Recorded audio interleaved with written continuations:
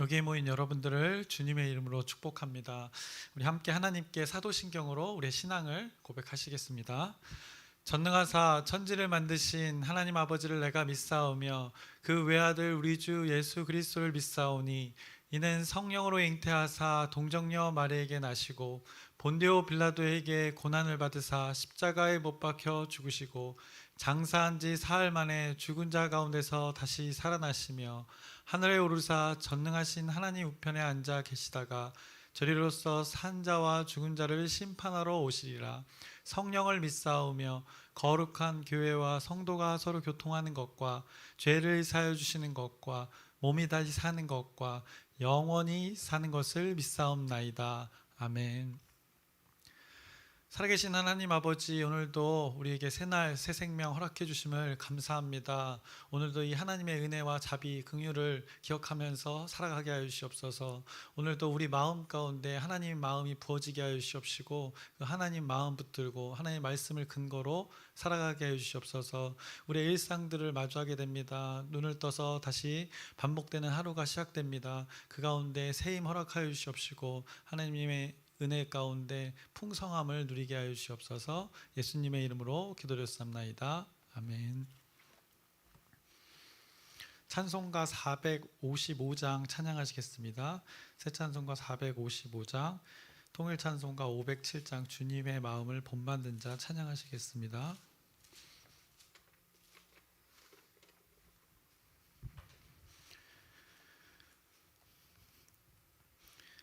주님의 마음을 본받는 자, 그 마음의 평강이 찾아옴은 험악한 세상을 이길 힘이 하늘로부터 임함이로다.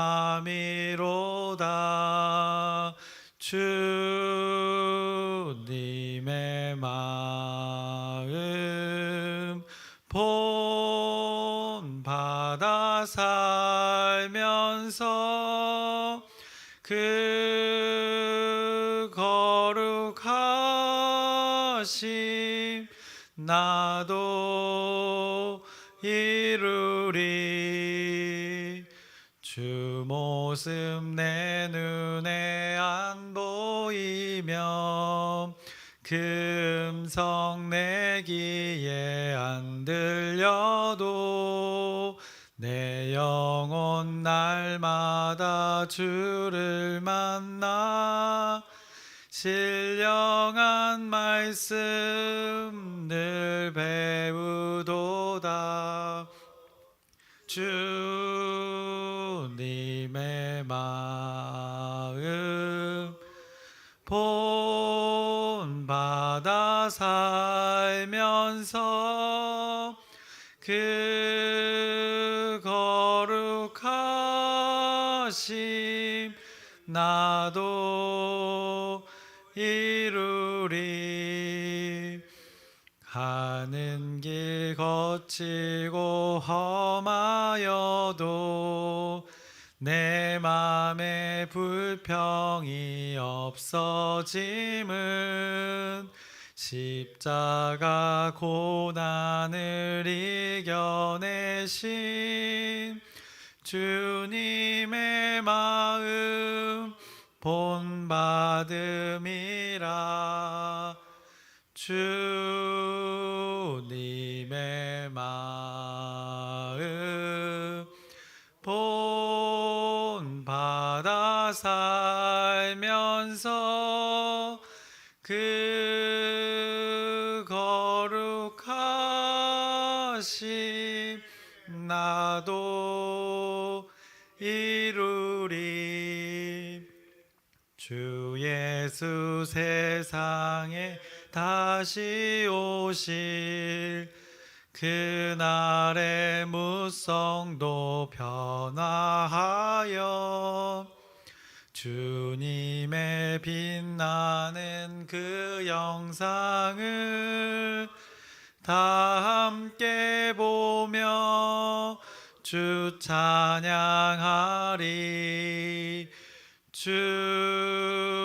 주님의 마음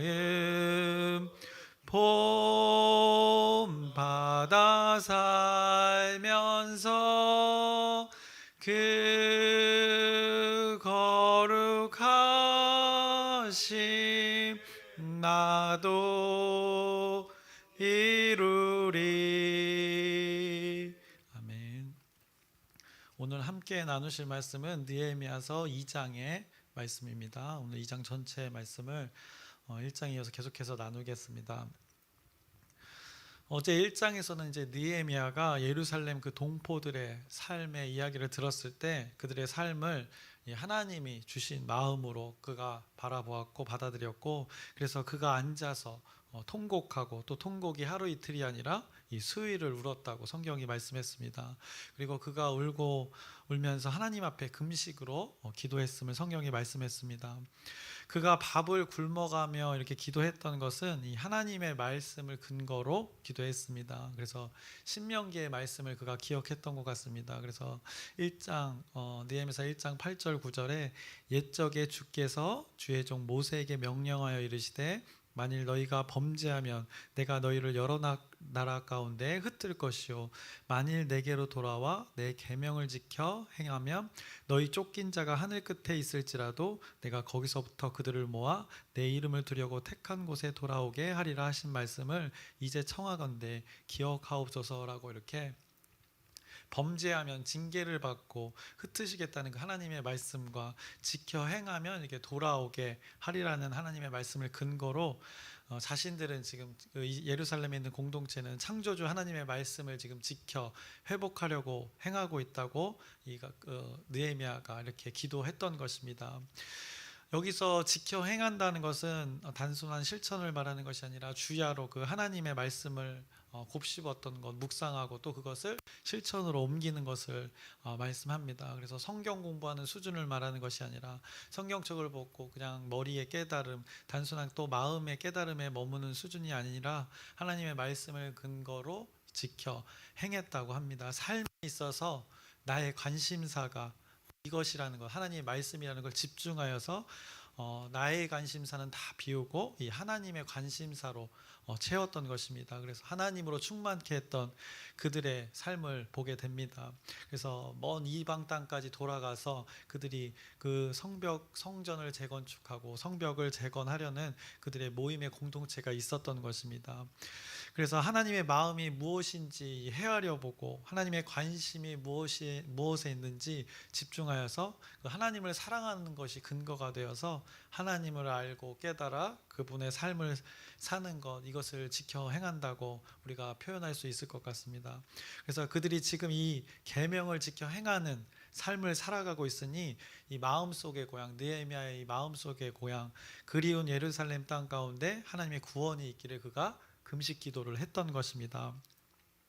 그리고 그가 기도했던 것은 자신의 그 위치 가운데 하나님의 형통과 은혜를 구했습니다. 모든 절차 가운데 이 성경에서는 분명하게 그 본심을 표현하진 않았지만 1장에서는 이미 하나님의 마음이 그에게 부어져서 그들을 심히 걱정하는 그 결단하는 마음이 표현되어졌습니다. 그래서 하나님의 그 예루살렘으로 가려고 하는 그 마음 가운데 하나님의 형통이 있기를 그가 구했던 것입니다. 그래서 백성들을 하나님의 종이라고 표현했고 더불어 자신도 이 하나님의 종이라고 표현했습니다. 그러면서 이런 기도를 1장의 마무리로 이렇게 기도했습니다. 1장 11절을 보시면 주여 구하오니 귀를 기울이시사 종의 기도와 주의 이름을 경외하기를 기뻐하는 종들의 기도를 들으시고 오늘 종이 형통하여 이 사람 앞에서 은혜를 입게 하옵소서 하였나니 그때에 내가 왕의 술 관원이 되었느니라 라고 이렇게 고백했습니다. 그래서 하나님이 주신 마음을 실행하기 원하오니 자신의 위치가 지금 술 관원인데 형통께 은혜를 베풀어 달라고 기도했던 것입니다. 그리고 나서 이제 2장으로 오늘 말씀으로 이어집니다. 어느 날이었습니다. 그 시기를 성경이 구체적으로 말씀합니다. 2장 1절의 말씀을 보시면 아닥사스다 왕 제20년 니산월에 왕 앞에 포도주가 있기로 내가 그 포도주를 왕에게 드렸는데 이전에는 내가 왕 앞에서 수심이 없었더니 라고 하면서 분명한 시기를 얘기합니다. 아닥스 왕 제20년 통치 때 니산월이면 1월 달입니다. 히브리역으로 1월 달이고, 근데 1장 1절에서는 그 기스르월이라고 했습니다. 그럼 9월 달입니다. 그래서 히브리식 그 월로 해서 4개월이 지난 이 시점입니다. 그때 포도주를 왕에게 드렸는데, 그때 왕 앞에서 자신의 얼굴에서 수심이 없었는데, 2절에 왕이 내게 이르시되 내가 병이 없거늘 어찌하여 얼굴에 수심이 있느냐, 이는 필연 내 마음에 근심이 있음이로다 하더라. 그때 내가 크게 두려워하여라고 이렇게 성경이 말씀합니다. 왕이 보기에 그의 느헤미야 얼굴에 수심이 있었다는 것입니다. 얼굴을 보니 걱정이 마음 가운데 있는 게 얼굴로 나타났다는 것입니다. 그때 그 왕의 그 표현을 그 느헤미야가 듣고 그때 크게 두려워했다고 합니다. 느헤미야가 왜 두려워했을까요? 왕 앞에서 이 수심이 있는 얼굴로 살아갈 수 있습니까? 신하가? 그럴 수 없습니다. 왕의 심기를 건드리면 그 자신의 자리가 없어질 수 있는 것입니다. 자리가 아니라 목숨이 없어질 수 있습니다. 일단 그래서 두려웠다고 성경이 표현합니다. 그런데 그것보다 그가 두려워했던 이 마음은 바로 하나님의 때임을 그가 직감했던 것입니다. 하나님의 섭리가 이제 자신의 삶으로 들어왔다는 것을, 이 수심이 있다는 그 표현, 왕이 이런 물어오는 질문에서 그가 깨달았던 것입니다. 그래서 우리는 보통 경외라고 표현합니다. 하나님의 뜻이 이 자신의 뜻으로 되어지는 순간 이 두려움이 있는 것이 사람인데, 그것을 감당해야 되는 어떤 여러 가지의 만감이 오늘 이렇게 표현되어진 것입니다. 그래서 그가 하나님의 그 경외를 느끼면서 두려웠다고 표현하는 것입니다. 성경은 그래서 그때라고 말하고 있습니다. 하나님의 때인 것입니다. 그래서 이제 그의 속마음을 그 왕에게 털어놓기 시작합니다. 담대하게 이제 털어놓습니다. 3절, 왕께 대답하되 왕은 만세수를 하옵소서. 내 조상들의 묘실이 있는 성읍이 이제까지 황폐하고 성문이 불탔사오니 내가 어찌 얼굴에 수심이 없사오리까 하니라고 이렇게 고백을 합니다. 왕은 만세수하옵소서. 그러니까 우리나라에서 신하가 임금할 때 할 때처럼 성은이 만극하옵니다라는 표현과 같은 개념입니다. 그래서 임금의 은혜가 어느 정도냐고 하면 만극, 없을 망에 극진할 극입니다. 그래서 끝이 없는 그 임금의 은혜를 표현하는 것입니다. 그래서 자신의 의견을 이야기하기 전에 그 왕에게 지금 충성심을 나타내는 것입니다. 자신의 의견을, 이 충성심을 고백하고 나서 조심스레 전합니다. 그가 금식 기도했을 때 그 형통과 은혜가 벌어지고 있는 것을 지금 성경이 말하고 있는 것입니다. 자신의 조상의 고향에, 그리고 먼저 떠난 그 선배들이 있는 그곳, 그 예루살렘이 황폐해져 있다는 것을, 그 마음속에 그 근심의 이유를 전합니다. 그것이 자신에게 근심이 되었다는 것을 좀 왕에게 표현합니다. 그랬더니 이제 왕하고 느헤미야가 주고받는 대화가 4절부터 이제 8절에 쭉 나타납니다.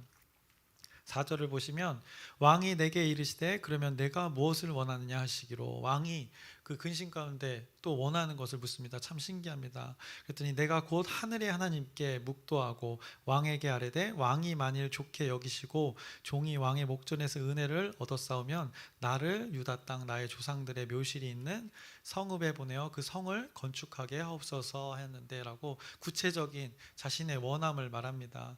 그때 왕후도 왕 곁에 앉아 있었더라라고 합니다. 그 옆에 또 다른 들었던 사람이 있던 것입니다. 객관적인 증거라는 것을 성경이 말해주고 있습니다. 왕이 내게 이르시되 내가 몇 날에 다녀올 길이며 어느 때에 돌아오겠느냐 하고 왕이 나를 보내기를 좋게 여기시기로, 아주 갔다 오는 것을 좋게 여겼다 합니다. 그런데 내가 기한을 정하고 때를 정하고 갔다 오라는 것입니다.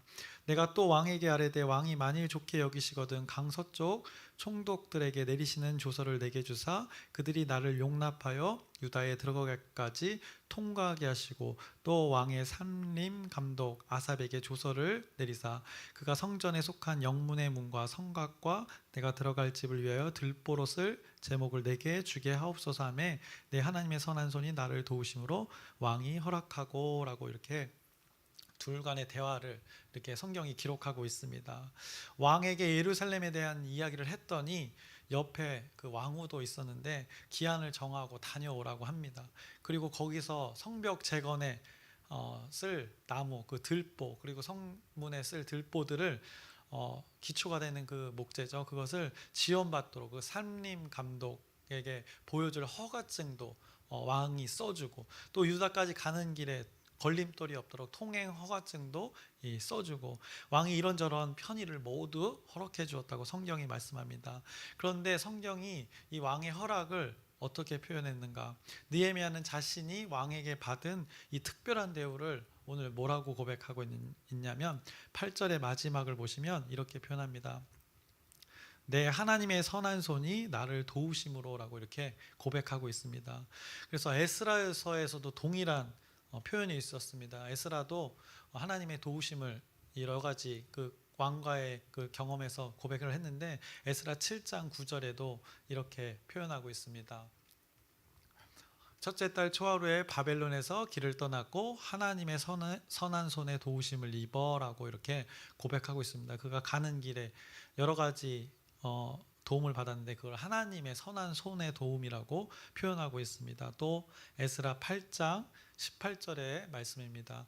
우리 하나님의 선한 손의 도우심을 입고 그들이 이스라엘의 손자 레위의 아들 말리의 자손 중에서 한 명철한 사람을 데려오고, 그 레위인들이 없을 때 그 지방으로 보냈을 때 레위인을 구하게 되는 것 우리 나눴었는데, 그때도 선한 손의 도우심이 있었다고 이렇게 고백합니다. 그 동일한 하나님의 선한 손이 오늘 느헤미야에게도 있었음을 느헤미야가 지금 고백하고 있는 것입니다. 그래서 하나님이 도우셔서 왕이 그렇게 허락했다는 그 근거를 말하고 있습니다. 이것이 하나님을 믿는 신앙이다라고 성경이 말씀해 주는 것입니다.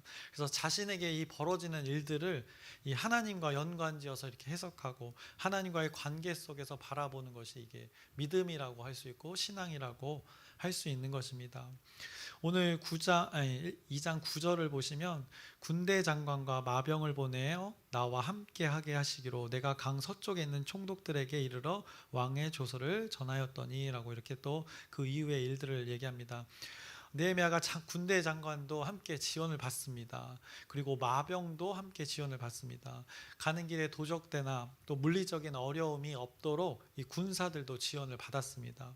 이 왕의 명령으로 그가 움직이고 있음을 지금 나타내고 있는 것입니다. 그래서 육신의 눈으로 바라보면 당시 세계 최강국의 왕의 도움을 느헤미야가 지금 받고 있습니다. 그리고 영의 눈으로 바라보면 이 우주의 주인이신 만왕의 왕이 되신 여호와 하나님의 도움을 받고 있는 것을 오늘 성경이 말씀하고 있는 것입니다. 그래서 유대 땅에 도착하여서 그 허가증 문서를 제시하니까 이 근심하는 사람들이 있었습니다. 다른 반응을 보였던 사람들이 있습니다. 10절을 보시면 호론 사람 산발락과 종이었던 암몬 사람 도비아가 이스라엘 자손을 흥왕하게 하려는 사람이 왔다함을 듣고 심히 근심하더라라고 합니다. 성경이 표현하기를 이스라엘 자손을 흥왕하게 하려는 사람이 왔다는 것입니다. 그가 느헤미야였다는 것입니다. 그들 눈에 느헤미야는 뭔가 일을 낼 사람으로 보였던 것입니다. 분명히 가시적으로도 왕의 명령문도 있고 군대 장관도 같이 왔고 마병도 있고 예사롭지 않았던 것입니다. 그리고 11절입니다. 내가 예루살렘에 이르러 머무른 지 사흘 만에 라고 합니다. 이제 느헤미야가 예루살렘에 무사히 도착을 한 것입니다. 하나님의 선한 도우심을 통해서 무사히 도착했음을 성경이 말씀하고 그 머무른 지 3일 만입니다. 3일간 잠시 이렇게 숨고르기를 하는 것입니다. 에스라와 동일한 일들이 이 성경 가운데 동일하게 표현되어진 이 구절입니다. 그래서 에스라 8장의 32절을 보시면 이렇게 말하고 있습니다. 이에 예루살렘에 이르러 거기서 3일간 머물고라고 동일하게 에스라도 이 머물렀을 때 잠깐 숨고르기 할 때의 일들을 이렇게 표현합니다. 3일이라는 시간이 사실이기도 합니다. 그런데 이 공통점에서 발견할 수 있는 건 이 하나님의 일들의 공통적으로 지금 에스라와 느헤미야서에서 동일하게 두 사람에게 일어나고 있음을 아주 이렇게 위트 있게 표현하고 있는 것입니다. 그래서 앞서 하나님의 선한 손처럼 에스라나 지금 느헤미야나 하나님의 일을 감당하고 있다는 것을 분명한 이렇게 증명으로 기록으로 하나님께서 말씀하고 계시는 것입니다. 느헤미야가 하나님의 일을 이렇게 감당하기 위해서 숨고르기를 했습니다. 그리고 12절부터 이제 16절까지의 말씀을 쭉 한번 보겠습니다. 내 하나님께 예루살렘을 위해 무엇을 할 것인지 내 마음에 주신 것을 내가 아무에게도 말하지 아니하고 밤에 일어나 몇몇 사람과 함께 나갈새 내가 탄 짐승 외에는 다른 짐승이 없더라. 3일 후에 이제 예루살렘을 위해서 자신이 뭘 해야 될지를 밤에 몰래 나가본 것입니다. 짐승을 자기가 탄 짐승 외에는 아무것도 없다고 합니다. 그러니까 아무도 없었던 것입니다. 13절 그 밤에 골짜기 문으로 나가서 용종으로 분문에 이르는 동안에 남쪽에 있는 문이 그 분문이었습니다. 예루살렘 성벽이 다 무너졌고 성문은 불탔더라. 그가 이제 돌아보면서 진단을 하는 것입니다. 성벽이 어떻게 무엇이 망가졌는지를 보고 있는 것입니다. 14절 앞으로 나아가 샘문과 왕의 못에 이르러서는 탄 짐승이 지나갈 곳이 없는지라. 성벽이 무너지고 성문이 무너져서 나갈 수 이게 돌아다닐 수 없는 길에 막다른 길에 이르렀다는 것입니다. 15절 그 밤에 시내를 따라 올라가서 성벽을 살펴본 후에 돌아서 골짜기 문으로 들어와 돌아왔으나 이제 골짜기 옆으로 시내를 따라서 그 성벽 주변으로 쭉 볼 수 없으니까 무너져 내린 그 돌들 때문에 볼 수 없어서 건너에 골짜기로 가서 성벽들을 쭉 보는 것입니다. 16절 방백들은 내가 어디에 갔으며 무엇을 하였는지 알지 못하였고 나도 그 일을 유다 사람들에게나 제사장들에게나 귀족들에게나 방백들에게나 그 외에 일하는 자들에게 알리지 아니하다가, 그러니까 은밀히 지금 느헤미야가 예루살렘 성벽을 지금 진단하고 있는 것입니다. 자기가 해야 될 일이 무엇인지를 구체적으로 살펴보는 것입니다. 그래서 성벽을 쭉 둘러본 것입니다. 아무도 없는 은밀한 시간에 이렇게 조심스레 돌아본 것입니다. 느헤미야가 오기 전에 이곳 예루살렘에는 이미 늘 방해하던 세력이 있었다는 것을 압니다. 그러기에 이렇게 성벽 재건이 진행이 멈춰졌는데, 그래서 마치 이게 암행어사처럼 은밀하게 현재 성벽 상태를 진단했던 것입니다. 앞서 오늘 본문에서도 느헤미야가 오는 것을 보고 근심했던 자들이 있었습니다. 바로 방해 세력들입니다.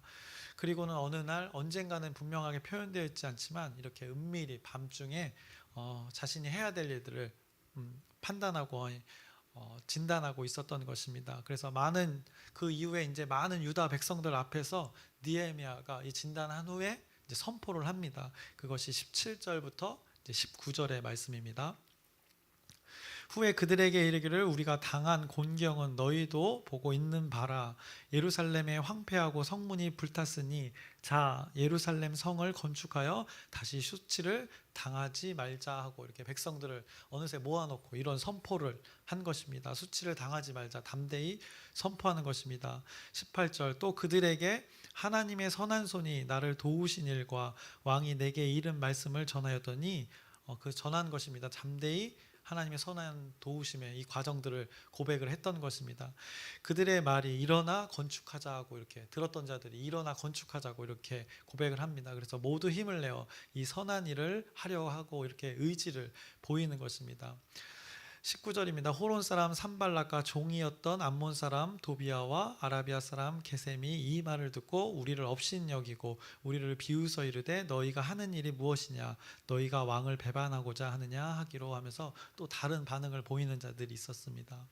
건축하려는 자들이 생겼습니다. 느헤미야 선포 가운데 수치를 당하지 말자고 선포했더니 이것을 들은 자들의 말이 일어나 건축하자였습니다. 하나님의 이 마음을 품은 자가 하나님의 선한 손의 경험을 전했더니 그것을 들은 자들이 일어났던 것입니다. 여러 가지 방해 속에서 낙심하고 이 두려움 속에 접었던 마음, 내려놓았던 마음, 잊어버렸던 그 마음을 뒤로하고 이제 일어나서 새 힘을 얻어 담대히 일어나게 된 것입니다. 할 마음이 생긴 것입니다. 포기되어진 마음 가운데 그 생명이 불어 넣어진 것입니다. 그래서 백성들이 드디어 이제 일어나게 되었습니다. 이렇게 느헤미야가 하나님의 마음을 전하고 하나님의 선한 손의 도움을 전했을 때 생명의 반응을 보였던 이 자들이 있었습니다. 그런데 또 다르게 반응하는 무리도 성경이 알려줍니다. 그래서 19절에도 우리 방금 읽었지만 그 도비아와 또 암몬 사람 도비아와 아라비아 사람 게셈이 또 산발락 이런 사람들이 다른 반응을 보였습니다. 업신여기고 비웃고 왕을 배반한다며 이렇게 왜곡하고 모함하는 이들이 있었던 것입니다. 그동안 예루살렘의 사람들이 당한 수치가 바로 이런 것들이었습니다. 그런 자들에게 느헤미야는 또 담대히 오늘 2장의 마지막 절을 선포합니다. 20절을 보시면 내가 그들에게 대답하여 이르되 하늘의 하나님이 우리를 형통하게 하시리니 그의 종들인 우리가 일어나 건축하려니와 오직 너희에게는 예루살렘에서 아무 기업도 없고 권리도 없고 기억되는 바도 없다 하였느니라 라고 아주 담대한 선포를 그들에게 다시 대응을 합니다. 느헤미야가 말하기를 자신들은 하나님의 종이라 하나님의 명령에 따라 움직인다는 것입니다. 자신들의 주인이 느헤미야 자신의 주인이 형통케 한다는 것입니다. 왜냐 자신은 하나님의 종이기 때문입니다. 자신들은 오직 주인을 의지할 뿐이라는 것을 선포합니다. 너희들은 기억도 되지 않을 존재들 뿐이라는 것을 선포합니다. 너희들의 그 방해 따위는 그럴 권리도 없고 자격도 없는 행위라는 것을 그들에게 알려줍니다.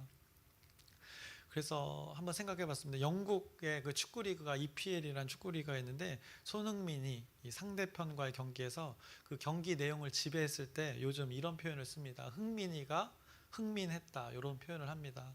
근데 흥민이가 결국 다 해버렸다는 것입니다. 그래서 오늘 말씀을 생각해 볼 때 역시나 오늘도 하나님이 하나님 했다라는 이런 표현을 할 수 있을 것 같습니다. 하나님의 말씀이 지금 그들을 압도하고 있는 것입니다. 느헤미야 입에서 전달된 그의 말이 반대 세력을 이렇게 압도하는 것을 보게 됩니다. 그들은 비웃고 업신여기는 상황 가운데 이 담대함 있는 선포로 이 느헤미야가 맞받아쳤습니다. 그래서 여느 때와 다른 이스라엘 백성들 공동체의 반응이 오늘 나타나고 있습니다. 느헤미야가 하나님의 마음을 품고 예루살렘에 갔을 때 이런 일들이 일어나 건축하자라는 반응이 보이고 그들과 대응하는 모습을 보게 됩니다. 이렇게 느헤미야가 선포할 수 있었던 이유가 무엇인지 말씀드리고 설교를 마치겠습니다. 우리를 형통하게 하시리니라고 이렇게 담대하게 선포를 했습니다. 그것을 선포할 수 있었던 근거, 오늘 본문에 그 구절이 나타나 있습니다. 그래서 2장 12절을 보시면 이렇게 말씀합니다. 내 하나님께서 예루살렘을 위해 무엇을 할 것인지 내 마음에 주신 것을이라고 이렇게 고백을 합니다. 내 마음에 주신 것, 이것이 근거가 된 것입니다. 그가 예루살렘의 소식을 페르시아에 있을 때, 그 수상궁에 있을 때 그가 예루살렘의 소식을 듣고 금식의 기도의 시간들 가운데 또 그가 앞서 페르시아에서 살았던 그의 평생의 삶에서 부모에게 또 조부모에게 들었던 예루살렘 땅의 일들, 그리고 하나님 말씀에 관한 일들, 그리고 하나님의 말씀을 그곳 이방 땅에서 묵상하며 살아왔던 그 시간들 모두가 그 삶의 모든 시간들 가운데 하나님께서 부어진 그의 마음이 오늘 예루살렘에 와서 담대히 선포할 수 있는 근거가 되었다고 성경이 말씀합니다. 그래서 하나님이 그에게 내 마음에 주신 것이라고 오늘 느헤미야가 고백하고 있는 것입니다. 하나님의 선한 손의 도움으로 그가 형통함을 경험하고 있으면서 그것의 결정적인 근거가 된 것은 하나님의 마음이 느헤미야 마음에 부어진 것이라고 성경이 오늘 근거로 말하고 있습니다. 그래서 여러분의 마음에 주신 하나님의 마음은 무엇인지 한번 이 말씀을 근거로 한번 돌아봤으면 좋겠습니다. 그것을 여러분들이 담대히 하나님이 주신 마음이라면 이뤄 가시길 소망합니다. 잘 분별해야 합니다. 하나님의 마음에는 이렇게 공동체에 유익을 줍니다. 개인적인 유익도 주시지만 이 느헤미야처럼 모두 일어나 건축하게끔 공동체에 유익을 줍니다. 분명히 느헤미야가 하나님이 주신 마음을 선포했을 때 그들이 일어나 건축하자라는 이런 반응이 있었다는 것을 여러분이 기억하시길 바랍니다. 그래서 하나님의 마음이 있는 곳에는 형통함으로 이렇게 이루어져 갑니다. 하나님의 도우심의 손길이 증거가 된다는 것을 기억하면서 여러분에게 주어진 그 하나님의 마음을 잘 분별하여서 하나님의 뜻이 우리 광명중앙 공동체 가운데 누려지기를 주님의 이름으로 축원합니다. 기도하겠습니다. 살아계신 하나님 아버지, 느헤미야가 결국에는 하나님의 마음을 품고 예루살렘으로 돌아왔습니다. 그곳에서 자신이 할 일들을 은밀히 돌아보았고 그 가운데 반대 세력의 비웃음도 조롱도 겪었습니다. 그러나 그에게는 이미 하나님이 주신 마음이 있었기에 담대히 선포하였고 같은 공동체와 동일한 마음으로 일어나 건축하려고 시작을 합니다. 이 마음들이 동일하게 우리 광명중앙 공동체 한 사람 한 사람에게 부어지길 소망합니다. 그래서 함께 세워가는 우리 공동체, 함께 지어져가는 우리 교회가 될 수 있도록 하나님께서 인도하여 주시옵소서. 예수님의 이름으로 기도드렸사옵나이다. 아멘. 하늘에 계신 우리 아버지여, 이름이 거룩히 여김을 받으시오며 나라의 마옵시며 뜻이 하늘에서 이루어진 것 같이 땅에서도 이루어지이다. 오늘날 우리에게 일용할 양식을 주옵시고 우리가 우리에게 죄 지은 자를 사하여 준 것 같이 우리의 죄를 사하여 주옵시고 우리를 시험에 들게 하지 마옵시며 다만 악에서 구하옵소서. 나라와 권세와 영광이 아버지께 영원히 있사옵나이다. 아멘. 우리 기도 제목 나누고 함께 기도하겠습니다. 우리 계속해서 하는 기도 제목이다. 열린 전도와 또 목요 전도를 위해서 계속해서 여러분 영혼 구원을 위한 하나님 기뻐하시는 일을 위해서 여러분의 기도 부탁드립니다. 그리고 오늘은 또 브릿지 봉사가 있는 날입니다. 그래서 지역 돌봄과 또 경로식당에서 봉사를 하는데 하나님의 말씀을 또 실천하는 기회인데 여러분 동참하실 분은 또 함께 동참해 주시고 또 기도로 동역해 주시길 바랍니다. 그리고 오늘 말씀을 근거로 또 우리 마음 가운데 하나님의 마음이 부어진 것을 잘 기억하면서 그 마음을 하나님의 뜻을 이뤄내는 우리 공동체가 되기를 소망하면서 우리 주여 크게 한번 부르짖고 함께 기도하시겠습니다. 주여